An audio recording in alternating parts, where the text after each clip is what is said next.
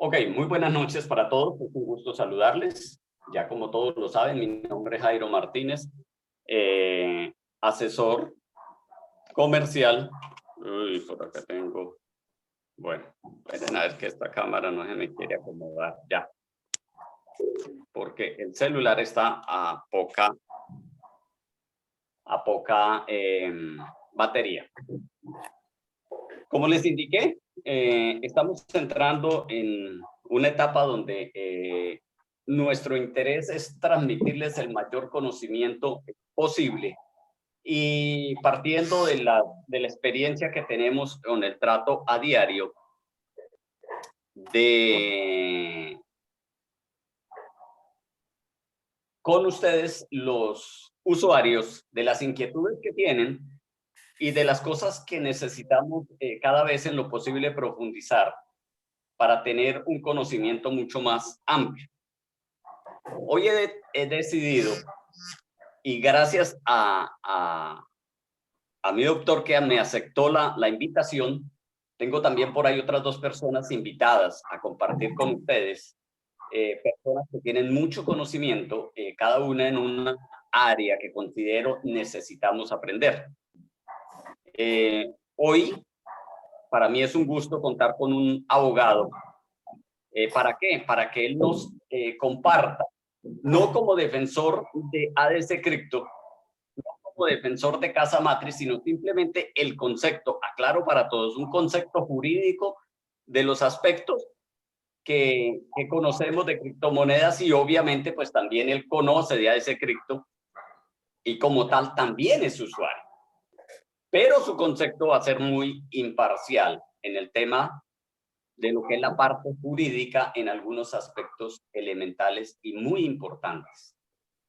Para mí es una persona que me ha ayudado muchísimo en el conocimiento jurídico, pues él ha hecho parte de los asesores del Congreso y por eso puede interpretar, y esa es de las partes que a mí me encantan, un poco el pensamiento de los diferentes gobiernos y cómo ven estos temas de las criptomonedas, que es en cierta forma una revolución financiera que se está dando y a muchos gobiernos los está tomando, digamos así como un poquito sorpresa, porque esto está generando unos cambios enormes en la economía y hay que verlo para interpretar esos aspectos. Así que le doy la bienvenida a mi doctor Joel. Buenas noches. Buenas noches, Jairito, y buenas noches para todos desde este llano inmenso del Casanare, desde Yopal. Gusto de estar con todos ustedes para poder compartir. Ok, perfecto, mi doctor. Vamos a entrar en materia. Una de las primeras cosas que nosotros analizamos y hoy que conversábamos cuando le hice la invitación es el tema de la valorización o algunas personas que consideran que lo que permítame un segundito. El paradigma reactivo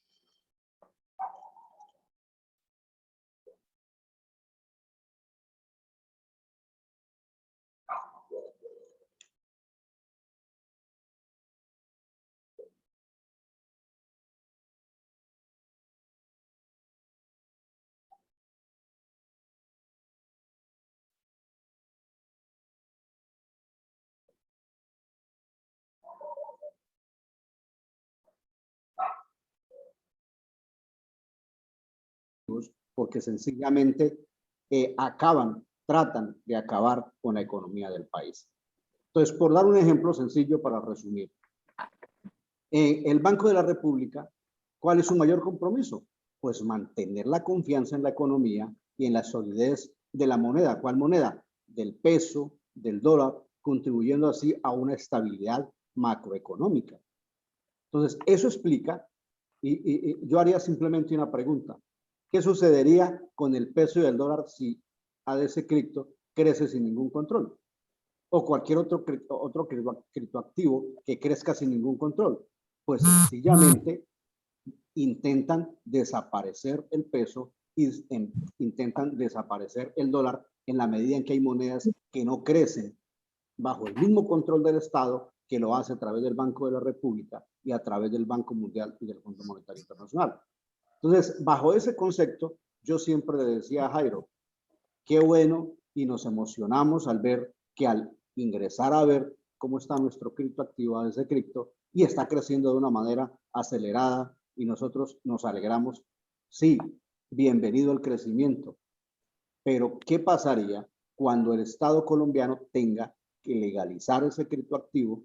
Y seguramente nos vamos a llevar muchísimas sorpresas porque no lo van a poder legalizar con el crecimiento que tiene, con la amenaza que hace la economía nacional. Entonces, eso hay que entenderlo y hay que masticarlo bien, de tal suerte que pese a lo que piensen o contrario a lo que puedan pensar muchos y que hoy puedan estar decepcionados por la manera como se frenó el crecimiento de la ADS Cripto, créanme que lo personal a mí sí me gusta, en el sentido en que se acerca más a la posibilidad que tenemos de que se legalicen en procura del estudio de aprobación que está en curso precisamente en el Congreso de la República, y estamos hablando del proyecto de ley 268 de 2019 que está entrando por Cámara. Entonces, bajo ese criterio hay que decir varias cosas.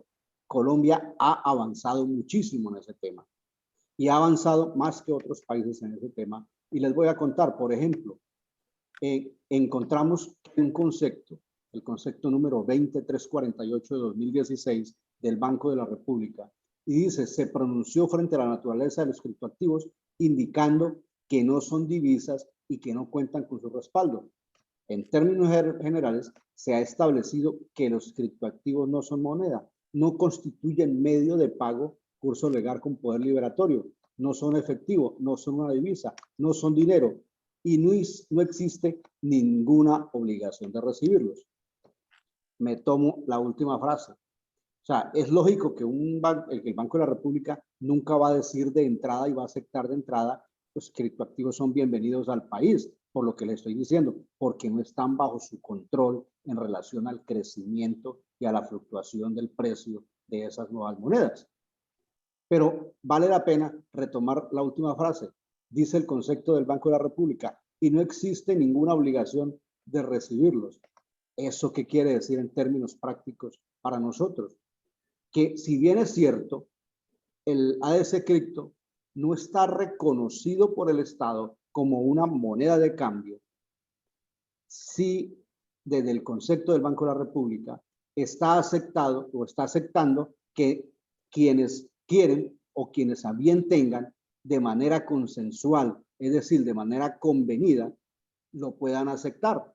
Que si bien es cierto no están en la obligación de aceptarlos, pero que sí se acepta que a través de los criptoactivos usted y yo podamos establecer negocios, podamos comprar, podamos vender. ¿A quiénes? A quienes como nosotros se acepte el valor de cambio de esa moneda. Es decir, que ese es el reto que tiene ADS Cripto en este momento. Es ver de qué manera entre todos quienes hacemos parte de este mundo y de este mercado del criptoactivo de ADS Cripto, podamos a través del chain, de la página, a través de nuestro ámbito personal, económico diario, podamos establecer esos canales de comercialización y lo podamos hacer que muchas personas más, igual que nosotros, lo aceptemos como una moneda de cambio. Entonces, por eso dice, y no existe ninguna obligación de recibirlos. Entonces, el concepto, fíjese que el concepto no rechaza de manera rotunda y categórica y dice nunca podrán ser, ¿sí?, recibidos o aceptados. Una cosa es que no sea obligado, otra cosa es que de manera voluntaria los ciudadanos lo acepten, y es lo que está sucediendo y es lo que esperamos que siga sucediendo. Ahora bien, es bueno saber que en Colombia se están haciendo algunas pruebas importantes. Creo que desde febrero o marzo del 2021, precisamente el Banco de Bogotá, Bancolombia, la vivienda, ya comienzan a hacer pruebas y deciden lanzarse a hacer estas pruebas con los clientes para que puedan hacer a través de estos bancos operaciones de compra y venta de criptomonedas. Entonces, fíjense cómo hemos venido avanzando en el país. Solo falta que el Congreso de la República se tome en serio, debata y apruebe el proyecto de ley 268 de 2019 y nos digan con qué tasa de cambio las criptomonedas actualmente que existen en Colombia, que están operando en Colombia, comiencen y nos establezcan esa tasa de cambio. Eso quería hablarlo desde ese punto de vista. Ahora bien, no sé si de una vez, Jairo me dice, no sé si de una vez ahondo el tema o usted me dice en qué momento, frente a las posibilidades que hay en relación a los contratos de compraventa que se vienen dando y que usted de lo que usted me mencionaba hoy, y que vale la pena explicar la naturaleza y los elementos que conforman un contrato de compraventa para que todo el mundo lo tenga claro, y qué podría pasar en el nivel jurídico si hacemos un negocio pagando con nuestros criptoactivos, y qué sucedería si una persona posteriormente dice yo ya no quiero negociar y quiero deshacer el negocio. Mi doctor, claro que sí, ese es el punto que ya me contestó los dos primeros, que la primera era la valorización y la segunda la legalidad. Entonces, ¿por qué es importante tocar estos puntos? Porque hay veces uno va conociendo de situaciones jurídicas que se pueden dar en el caso de los negocios, y más que ir como dije, son apreciaciones desde el punto de vista jurídico de un jurista. No sé si aquí tenemos más juristas en la sala, pero siempre necesitamos conceptos de personas especializadas en los temas. En cuanto a las reclamaciones que se podrían dar.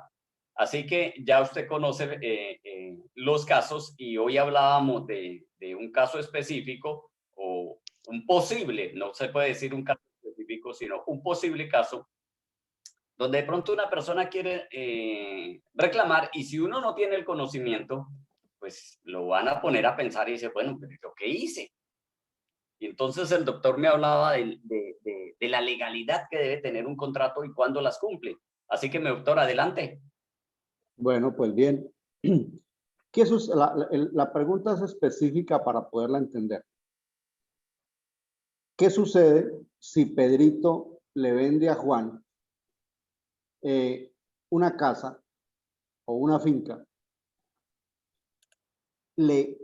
No solamente permite y negocian de manera consensual que se paga a través de ADS Cripto cierta cantidad de moneda de ADS Cripto, y que la persona inmediatamente le hace la escritura pública de compraventa, le suscribe la escritura pública de compraventa en la notaría, y la persona hace todo el procedimiento de inscripción de ese bien a su nombre en la oficina de instrumentos públicos, de registro de instrumentos públicos, y lógicamente hace toda la tramitología que tiene que hacer en Agustín Codazzi, en Catastro. Pues bien, pero posteriormente esa persona muere, y al morir la persona quien vendió, pueden aparecer sus hermanos, sus hijos, bueno, los herederos más próximos, a decir, no estamos de acuerdo con el negocio y queremos deshacer el negocio. Entonces, lo que salta aquí, y lo primero que tenemos que resaltar y aclarar, es qué es un contrato de compraventa. Entonces, un contrato de compraventa simplemente es la negociación que hay entre dos o más personas, donde la una se compromete y se obliga a entregar una cosa, es decir, un bien, y la otra persona se obliga a pagar un precio. Bajo ese concepto tan simple de contrato de compraventa, pues el Código Civil ha dicho cosas muy importantes. Lo primero es que el artículo 1857 del Código Civil dice que las partes interesadas en el contrato del bien deben contemplar dos elementos esenciales. Y yo en la explicación diría que son tres elementos esenciales o de la naturaleza de los contratos que no pueden faltar. Es decir, que faltando una sola de esas tres, un juez puede declarar la nulidad de la compraventa. Puede deshacer y ordenar dejar sin efecto la escritura pública que se firmó y vuelve a su estado original, es decir, que vuelve a estar ese bien en cabeza de quien había vendido. ¿Y cuáles son esos tres elementos? El artículo 1857 habla de la cosa y el precio. ¿De qué está hablando acá? La cosa que es que exista el bien. O sea, yo no puedo ir a vender algo que no existe. Y de pronto tienen muchísima credibilidad en lo que yo digo y le digo a la persona, voy y le vendo un lote. Entonces Pedrito fue y le dijo a Juan, le vendo este lote, y Pedrito se lo compró, le vendo esta finca, y Pedrito le dijo, listo, yo le pago, y le pagó con criptomonedas, o le pagó con pesos, o le pagó con dólares, pero resulta que la finca no existe. Entonces, uno de los elementos esenciales es que exista la cosa, que exista el bien. El segundo, ¿cuál es? Que exista un precio. Pero da la casualidad que la norma no establece qué tipo de precio. O sea, la norma no le dice a usted con exactitud, lo tiene que pagar con pesos colombianos, sino simplemente le dice, establezca un precio. Y dice la norma, por tanto, si las partes llegan a omitir alguno de esos dos elementos, pues no habrá contrato de compraventa.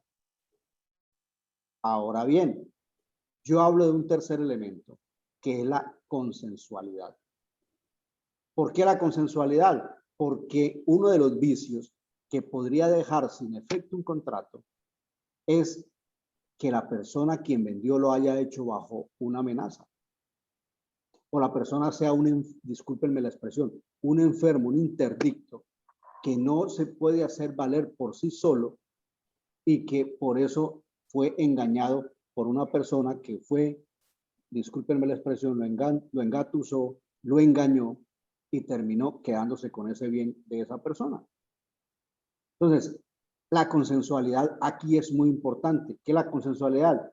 Que las personas que van a negociar, teniendo plenamente sus facultades normales, se sientan, llegan a un acuerdo, firman un acuerdo, suscriben un acuerdo, sin que nadie los obligue, sin que haya de por medio una amenaza, sin que tenga que colocarle un revólver y le dice, entonces Pedrito le dice a Juan, Juan le dice, me vende Pedro la finca, aquí a las buenas, y a las buenas es con un revólver apuntándole en la cabeza. Entonces, ese tipo de presiones o de manera como obligan a la persona a hacer negocios, es lo que rompe con el principio de la consensualidad.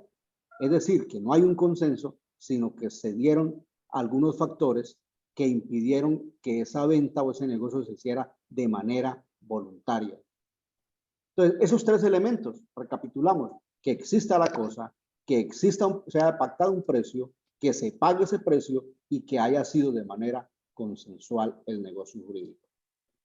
Ahora bien, ¿qué dice el artículo 1445 frente a los contratos de compraventa en el Código Civil? Dice, por el contrato de compraventa, uno de los contratantes se obliga a entregar una cosa determinada y el otro a pagar por ella un precio, ¿cierto? Ojo, mira lo que dice, en dinero o signo que lo represente. Entonces la pregunta es, ¿qué más entra entre ese signo que lo representa? Me está diciendo en dinero, pero no me está diciendo pesos colombianos o dólares o libras esterlinas o euros. Pero es que además de reconocerme el dinero, que puede ser cualquiera de esos, está diciendo o a través de un signo que lo represente. Entonces, si bien es cierto, los criptoactivos no están plenamente legalizados en Colombia, es decir, que sea obligatorio para cualquier establecimiento o cualquier ciudadano poder comprar y vender a través de una criptomoneda, sí es un signo que representa un título o valor y que debe ser reconocido para aquellas personas o aquellos ciudadanos que así lo aceptan, que así lo convienen, que de manera voluntaria y consensual así lo determinan y lo pactan. Entonces yo le decía hoy a Jairito, sería muy bonito abrir un proceso de esos en Colombia, porque tengo casi la plena seguridad que hasta ahora no se ha dado una sentencia que haya resuelto un caso de esto. Pero mire lo importante del tema, mire lo importante que fuera llegar a buscar una sentencia en ese sentido que se diera, porque eso nos daría muchísimas luces de lo que realmente el peso jurídico dentro de la aceptación que ya tienen las criptomonedas en Colombia, máxime cuando el Consejo de Estado, en defensa de Ardot Coin, ha reconocido que esa es una forma de cambio y que mientras las personas la acepten, no hay ninguna ilegalidad porque se hace de manera consensual. Entonces, esa es como la explicación de lo que podría desencadenarse un litigio en relación a la compra y venta de bienes pagados con criptomonedas. Perfecto, mi doctor. Yo creo que son conceptos muy claros para la tranquilidad de personas que incluso, ¿por qué siempre me he preocupado por este tema, este tipo de temas? Como les digo, nosotros como asesores hablamos con diferentes usuarios y es nuestro trabajo. Y hay veces uno escucha personas decir, pero ¿cómo yo voy a vender un nota que no sé qué, que mire que eso no sirve? Y después, ¿qué van a hacer? Yo tengo testimonios de muchas personas que han hecho negocios y hoy en día quienes vendieron y recibieron el activo le han sacado más provecho incluso que quien lo pagó. Y permítame utilizar una frase acá que a mí me encanta muchísimo. No recuerdo exactamente quién la escribió, pero como dice, no importa el santo, sino lo importante es el milagro, dice. Nuestra mente por sí y en sí y por sí sola puede hacer de un cielo un infierno o de un infierno un cielo. Lo que usted crea, eso es verdad para usted. Si tienes en sus manos oro y cree que no sirve para nada, no sirve. Eso es algo que lo empezamos a determinar nosotros. Y por esa razón hay muchas personas que creen que la única manera de darle validez a la ADC cripto es en el momento en que puedan ir a cambiarlo a un banco. Y de hecho, permítanme decir lo siguiente. Hay personas que hablan del BTC, pero realmente no conocen la historia. Porque si la conocieran exactamente, no colocarían una comparación como el BTC. El BTC pasaron varios años para empezar a darle movimiento y aceptación, que es lo más importante, que era lo que se hablaba acá. En el caso del ADC Cripto, apenas tiene unos meses. Y si ustedes ven la historia y pudiéramos tener la gráfica de lo que se ha hecho, la comparación te llevaría a darse cuenta que dependes únicamente de usted y de mí, el hacer todo lo que nosotros nos propongamos. Entonces, mi doctor Joel, yo le agradezco inmensamente esas explicaciones. Tenía 4 puntos, pero en 2 puntos resumió los 4, porque se habló también del avance jurídico que se tiene en Colombia. Hay algunos casos, de pronto las personas que están un poco informadas. En el caso de El Salvador es uno de los países en América que está digamos que acelerando a fondo para que el tema de las criptomonedas y especialmente en el caso de allí el BTC se acepte como un medio de pago legal. Pero ahí era la aclaración que hacía y que ha hecho mi doctor Joel, de que una cosa es la legalidad, otra cosa es la aceptación. Y en todos los países y en Colombia se han hecho muchos negocios, miles de millones se han transado y por eso el gobierno está empezando a dar estos pasos tan agigantados en el proceso de ver cómo regula las criptomonedas. ¿Es así o no es así, mi doctor? Así es, sí, señor. Así es. Bueno, yo creo que escuchando a una persona que tiene el conocimiento jurídico y que cada día estamos aprendiendo, no sé, usted me dirá si de pronto hay alguien que quiera hacer alguna pregunta, la podemos resolver o hacemos lo que dije inicialmente, por respetando su tiempo, agradeciéndole la disposición que ha tenido, porque sé que tiene mucho compromisos y los debe atender, entonces usted me dirá. Escuchemos algunas dos preguntas y si nos extendemos en preguntas, pues me toman nota y con gusto las resolveremos posteriormente. Bueno, perfecto. Así que si hay algunas inquietudes, mientras yo hago el cambio aquí de la grabación, levanten su manito para indicar que tienen alguna inquietud.